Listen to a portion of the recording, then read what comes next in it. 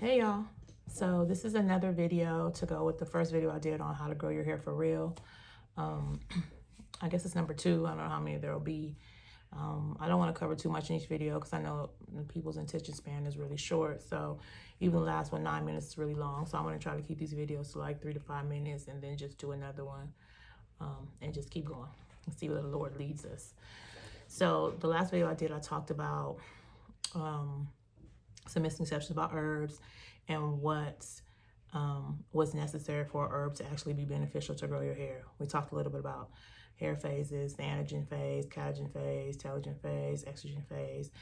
Anagen phase being the most important phase because that is the actual phase of hair growth. The catagen phase is like a regression phase. It's like the transition between anagen and the telogen phase where the hair is going to rest. At that point, is dead and is preparing to fall off or shed, which is in the estrogen phase.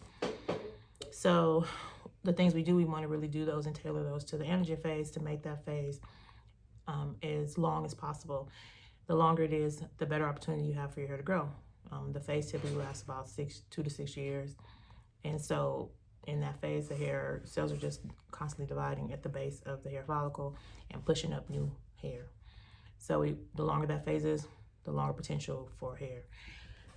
We do practice Ayurveda hair raw regimen, and so in Ayurveda, we have another way to look at hair. We look at hair as what we call a upadhatu or a waste product of a dhatu, which is tissue.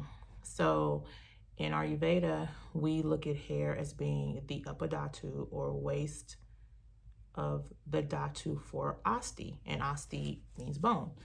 So hair is basically a byproduct of a bone. So we think about hair from that standpoint, then it's important to understand what is necessary for healthy bones, right? Healthy bones correlate to healthy hair. So we know some of the vitamins that are essential for healthy bones are like calcium and vitamin D. So, and that's really critical, right? Because typically it's us as African-American people that are struggling to get our hair to grow. And it's typically the darker of us in our community that are really struggling to get our hair to grow.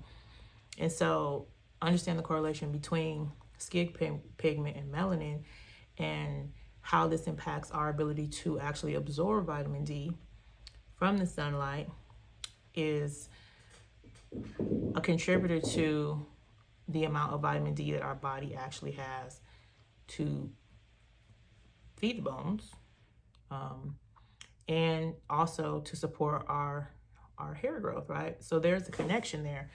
And a lot of us are not getting enough vitamin D, or we're vitamin D deficient, and we don't even know that because we're not being tested for our vitamin D levels, but that's really important. So like I said, vitamin D, we get vitamin D3 from the sun, right? We get vitamin D2 from foods we eat, like mushrooms, fungi, yeast, and stuff like that. But vitamin D3, which we would get through our skin from the sun, a lot of us are missing that because a lot of us avoid the sun, right? We don't want to get darker, we stay out of the sun.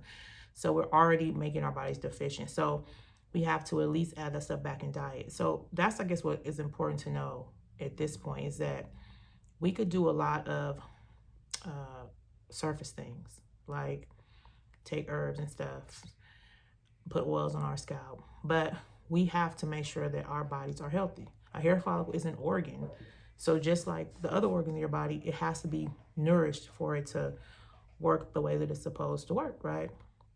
So most importantly is diet and lifestyle when it comes to hair growth. That's like I mentioned last video. There's lots of factors like genetics and diet, lifestyle, mechanical damage. A lot of things that go into hair growth besides just topical applications, right? There's more to it. So eating proper, reducing stress. Stress affects your hair. Cortisol is a stress hormone. And I think I mentioned that cortisol is one of the major hormones that impacts hair growth. So we need to manage our stress. We need to manage our diet so that we're getting enough calcium and vitamin D, which people might not even associate with hair, but we need that because we need to protect our bones so we can grow healthy hair. And vitamin D3 is necessary for cell division one part of our hair cell is called the dermal palpia. Did I say that right? Yeah. And there, vitamin D3 is one of the main vitamins that is necessary for the dermal palpia to work the way it's supposed to work. So that kind of sits at the bottom of your hair shaft, and it is what initiates hair cell division. I'm trying to think of the right word. It initiates hair cell division, right? So it needs to be functioning properly. All right, so let me just sum this video up because I'm already at 5 minutes, and I'll do another one. Diet and lifestyle is critical. Ensuring we have proper vitamin minerals in our diet is critical. Calcium, vitamin D are critical for hair growth. Making sure that we are getting some sunlight, making sure that we are eating, you know, salmons and egg yolks and things that are rich in vitamin D, since a lot of us avoid the sun or just go outside in the sun. But like I said, our skin has a hard time converting sunlight into vitamin 3 because the melanin in our skin kind of inhibits that a little bit. And don't stress, don't worry.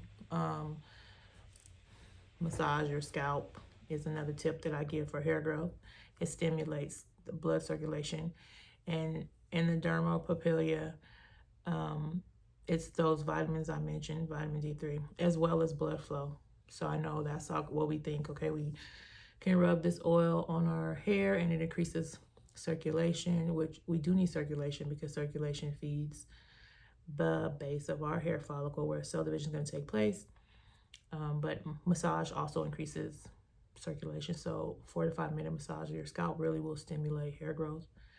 It really activates that area of the hair follicle and kind of forces it to start producing hair cells that push up and out of your scalp.